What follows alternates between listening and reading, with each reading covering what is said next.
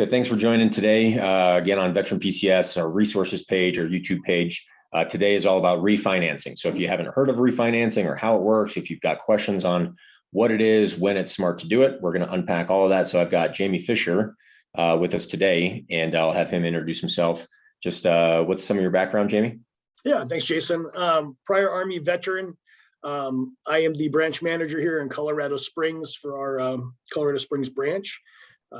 Employ about 20 people. 70% of my staff are veterans or military spouses.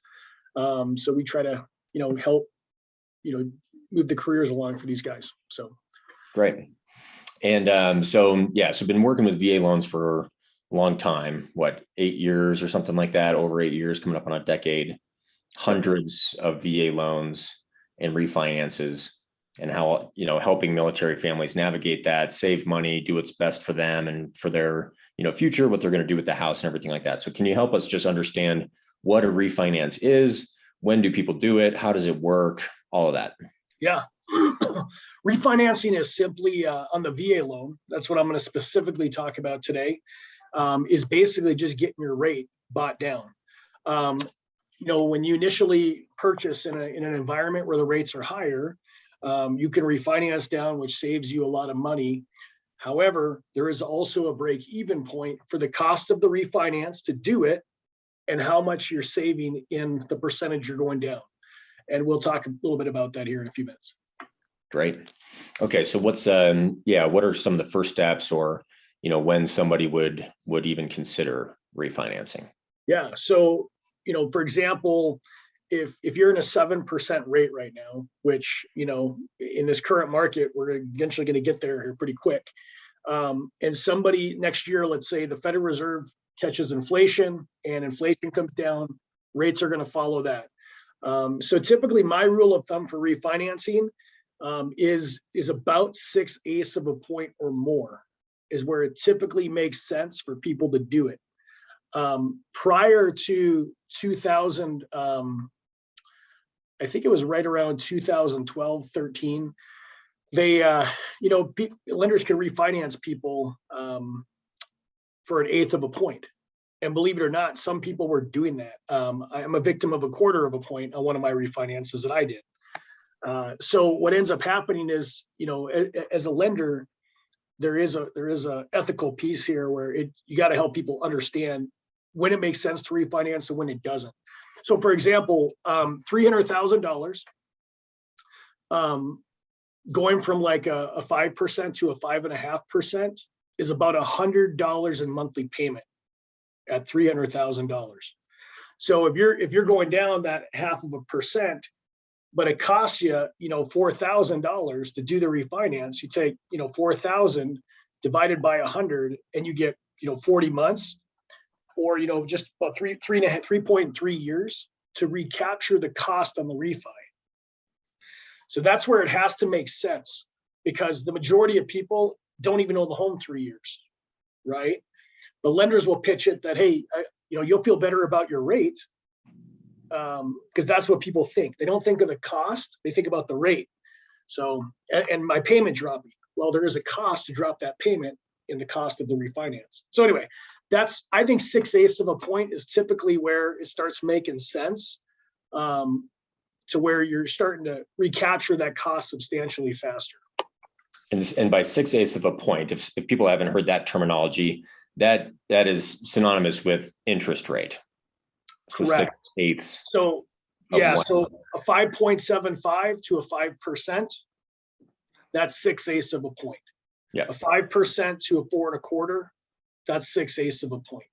So different lenders will have price and different feedback on that.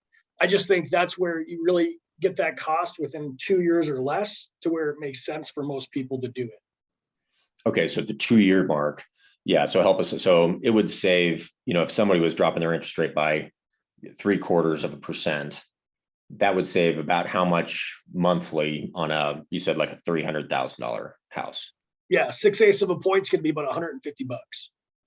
Okay, and then that over 2 years, you're recouping an average cost to do the refinance. You said is about $4,000. Yeah, about 4, because you don't need an appraisal in the state of Colorado. It's about 4. Let me preface it with that. because you don't have an appraisal on a streamlined EARL. The VA loan has what's called the IRRRL. We call it the EARL, and it's the interest rate reduction refinance loan. So basically, all you're doing is you're getting your rate bought down. So you're paying basically in that you're paying title, recording with the county, taxes, and homeowners insurance.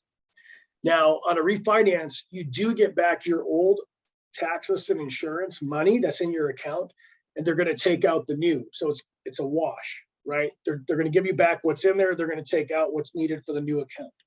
So it's kind of a wash. So, but you have to still bring it to close. And then on top of that, you're going to have, if the lender has a fee, on refinances for all past clients, I waive my lender fees. So there's no lender fees on refis. So there's no appraisal on a refi. So really that 4,000 is, averaging those costs between title, recording, taxes, and insurance. Got it. Okay. So with the refinance, what would be some indicators, that it would make sense not to? I mean, I guess interest rate would be one. If somebody's coming up on a PCS move or thinking about selling it or thinking about renting their house out in the future, how do you help somebody navigate, strategizing with this whole refinance? Right. Yeah. If they're going to be moving in the next year and selling the home, doesn't make sense. If they're going to move out and make it a rental property, what's really cool on the VA EARL, the IRRL, is you can actually do it not living there. Most other refinances, you're going to have to live there as a primary residence, like on conventional or FHA. On the EARL, the IRRL, you don't have to live there. Now, on a VA cash out refinance, it has to be a primary residence, not on the IRRL. So the IRRL, you're just bringing your rate down. That's all you're doing. You don't have to live there as a primary residence to do it. So another reason why you wouldn't want to do it is if you're going to be selling the home and you're going to be selling it. What happens a lot of times is people refinance, and then 8 months later, I see the home pop up on the market. I'm like, what the heck? Why did we do the refinance? So I think asking those questions and strategizing with your lender, is this a hold long term? And honestly, I hope lenders are honest with people. If rates are coming down, and if I'm watching the market and know they're going to keep coming down, I'm going to say maybe we hold off another month and see if it drops any more, to squeeze a little more juice out of that lemon, But so yeah, if you're going to be selling it or you're going to be PCSing, if you know of any of those things are coming up, I tell people don't refinance to feel better about your rate, because there's a cost associated with it. So you'd be surprised. Right. Yeah. Okay. So how about we'll kind of circle back to the cash out refi as well. But when this happens, does it, let's say if somebody owns a house, they got a 30-year fixed mortgage on the VA loan with their house, and then they refinance it after, they've had the house for, let's say, 4 or 5 years. Does it reset that 30-year time, or does it just continue along the same timeline that they've been on with paying off their house? Yeah, great question, Jason.